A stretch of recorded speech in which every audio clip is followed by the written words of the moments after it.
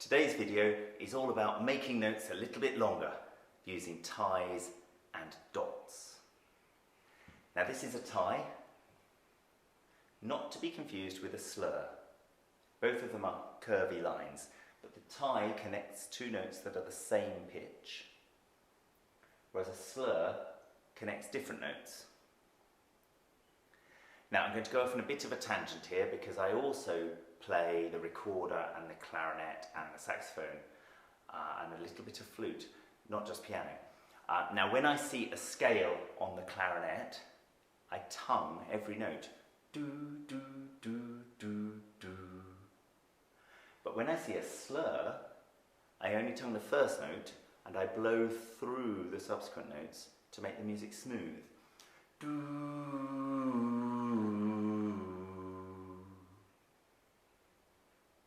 Now what's that got to do with ties?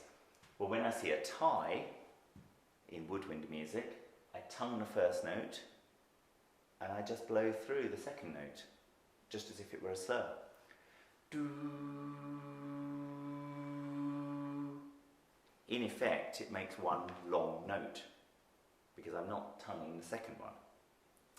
It's the same on piano. You strike the first note, but you don't strike it again. You just hold it on till it becomes one long note, and that's what a tie is. So in some ways it's very similar to a slur. Now, dotted notes. Dots add 50% to the duration of a note. They're very specific. So, here's a dotted minim. Minim is worth 2 beats. The dot adds 50% of 2.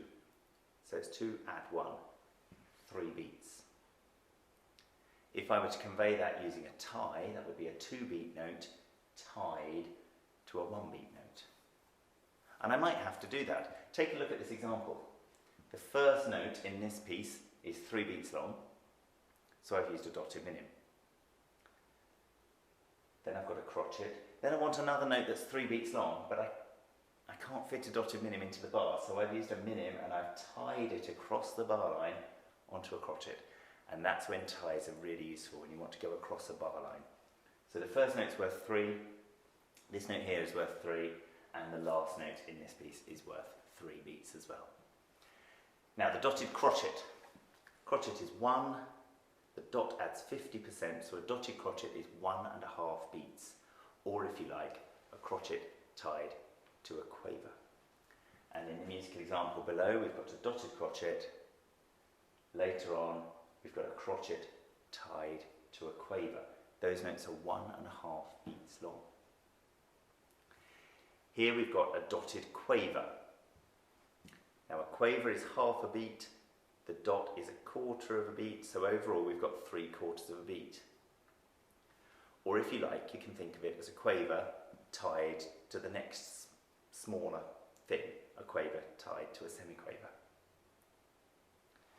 In the musical example, you can see dotted quavers. You can also see a quaver tied to a semiquaver. And one final note value, we've got the semibreve, which is worth 4.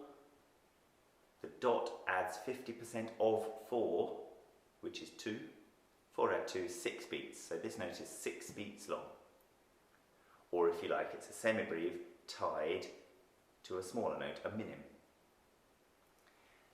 Take a look at this musical example.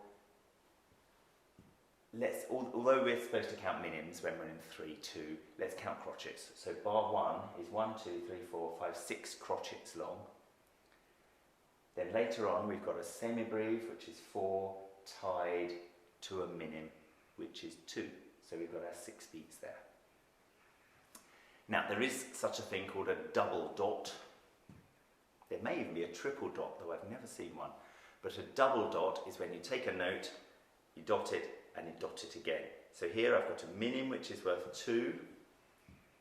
The dot is 50% of 2, and then the second dot is 50% of 1. So we've got 2 plus 1 plus a half. We've got a note that's 3.5 beats long. Or if you like, think of it as a minim tied to a crotchet, tied to a quaver. So we're adding a smaller note value. Here's one in action. a piece in 4/4. The first note is 3.5 beats long, which just leaves us with half a beat to complete bar 1. At the piano, find a tricky bit of passage work in one of your pieces.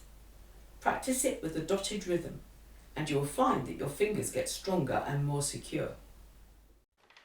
I hope you have a copy of my book, There's More to Playing the Piano by David Hall, and I hope you've read through chapter 18 on the subject of ties and dots. Now, today's practical activity at the piano is not so much about understanding the theory, it's actually a practice tip.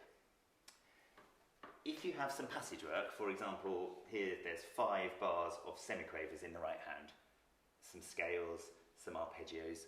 If you've got some passage work and you're finding that your playing is a little bit lumpy and uneven, this is a really good way to practice it. So here's an example of how it might be played badly.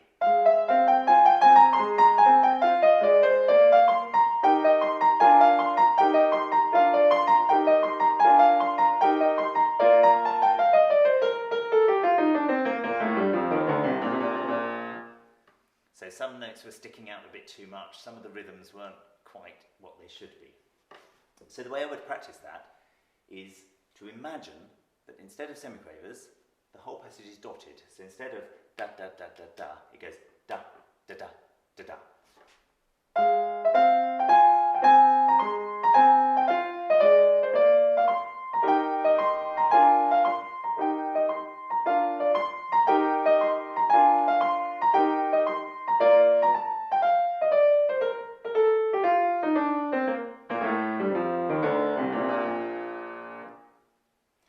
And then once you've done that a few times, reverse the dotting. So instead of da, da, da, da, da, long, short, long, short, long, do short, long, short, long, short, long.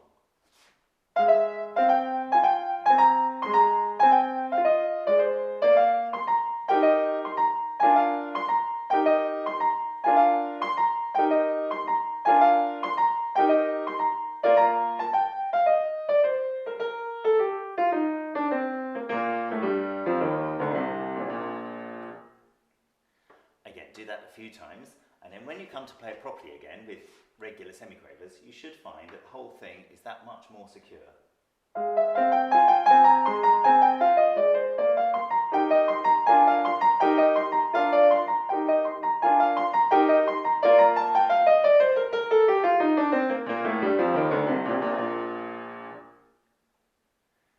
And the reason for that is that when you dotted the notes, on the longer notes, you were practicing that security and strength, and on the shorter notes, you were practicing the speed and agility. And then by reversing it, you've had that kind of dwelling security on every note in this passage, and also the speed. It's a bit like combining slow practice and fast practice, but maintaining the tempo you're used to. So it's a really quite effective technique for developing evenness in your playing.